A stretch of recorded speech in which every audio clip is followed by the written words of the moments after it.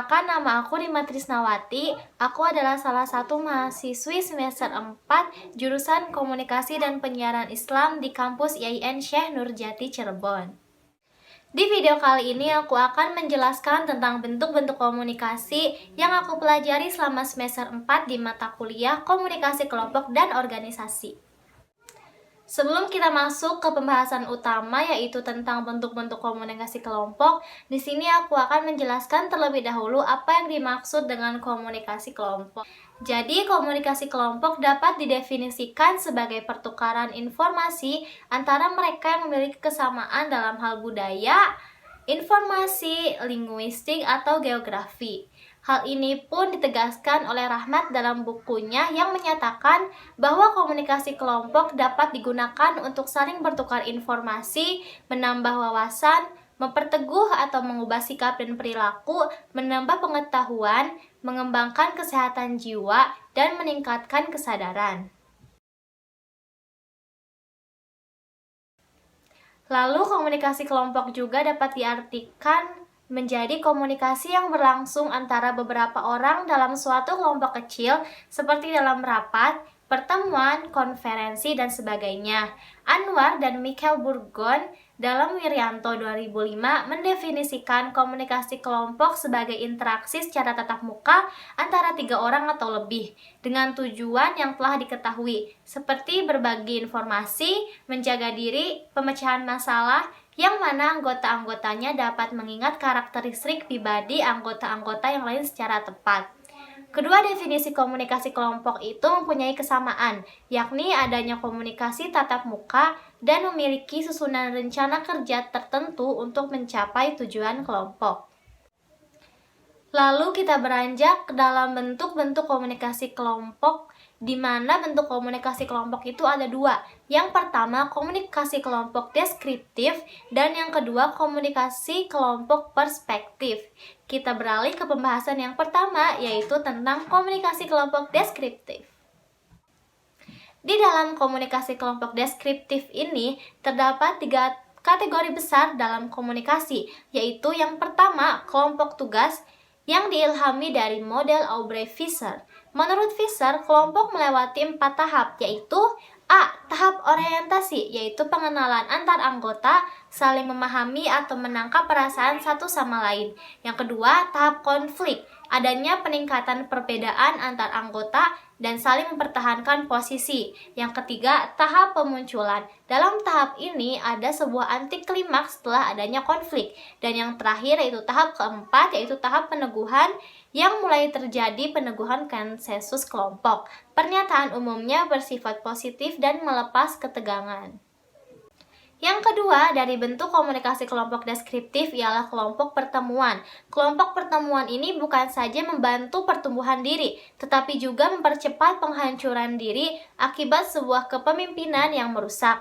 Ada 2 tahap yang kebergantungannya pada otoritas, yaitu yang pertama, terbentuknya koalisi atau persekutuan, gabungan atau aliansi beberapa unsur, di mana dalam kerjasamanya memiliki kepentingan sendiri-sendiri. Dalam suatu kelompok akibat pemimpin yang dinilai kurang siap atau memberikan pengarahan yang cukup, akhirnya karena kebergantungan pada pemimpin tersebut, pihak koalisi tersebut mulai memberontak dan akhirnya muncul pemahaman dalam dirinya bahwa mereka lebih berpengalaman serta membentuk struktur mereka sendiri. Yang kedua ialah tahap selanjutnya atau kebergantungan satu sama lain. Masih pada cerita yang tadi saya sebutkan, setelah pihak koalisi menyadari bahwa mereka mandiri, akhirnya kelompok keseluruhan menjadi goyah akibat koalisi tersebut.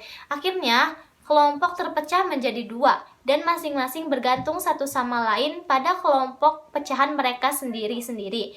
Disinilah periode kelompok pertemuan mengalami pertumbuhan diri, namun di sini juga emosi dikuras habis, dan dalam beberapa hal menimbulkan kerusakan emosional pada individu.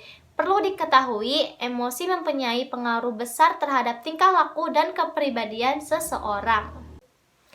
Lalu selanjutnya, bentuk kelompok yang ketiga dari bentuk komunikasi kelompok deskriptif ialah kelompok penyadar.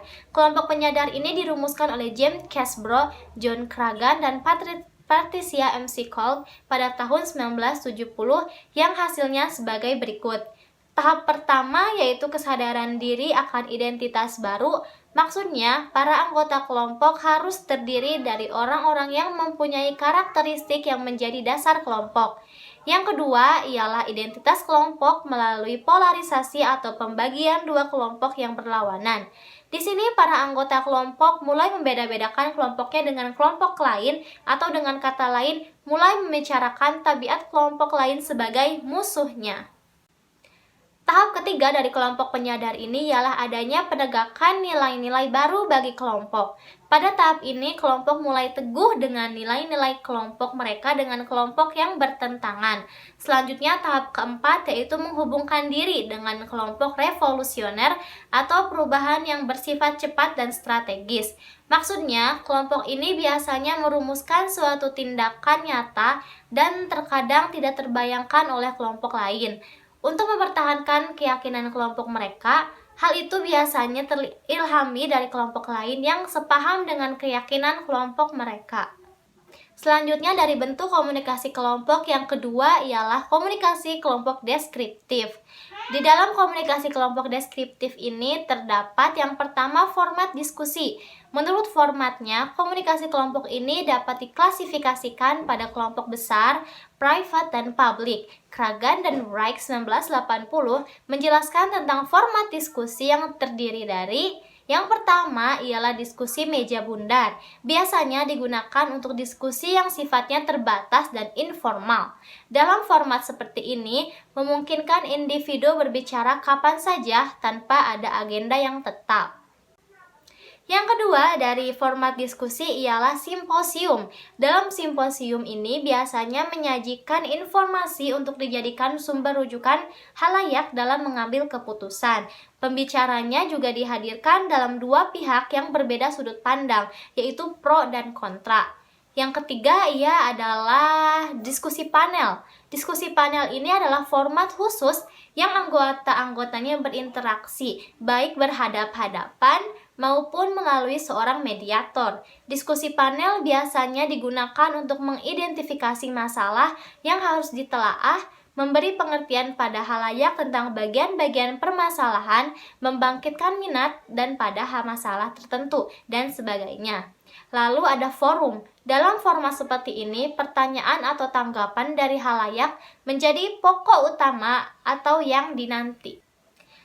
Lalu selanjutnya yang kelima dalam format diskusi ini ada kolokium. Kolokium adalah diskusi yang memberikan kesempatan kepada wakil-wakil halayak untuk mengajukan pertanyaan yang sudah dipersiapkan kepada seorang atau beberapa ahli. Sifatnya formal dan dipimpin oleh seorang moderator.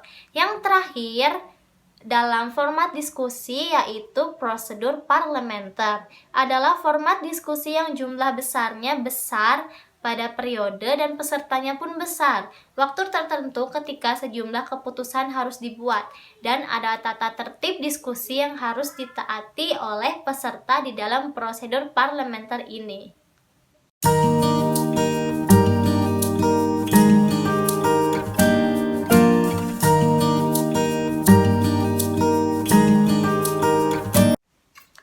Jadi itu adalah penjelasan tentang bentuk-bentuk komunikasi kelompok di dalam mata kuliah komunikasi kelompok dan organisasi.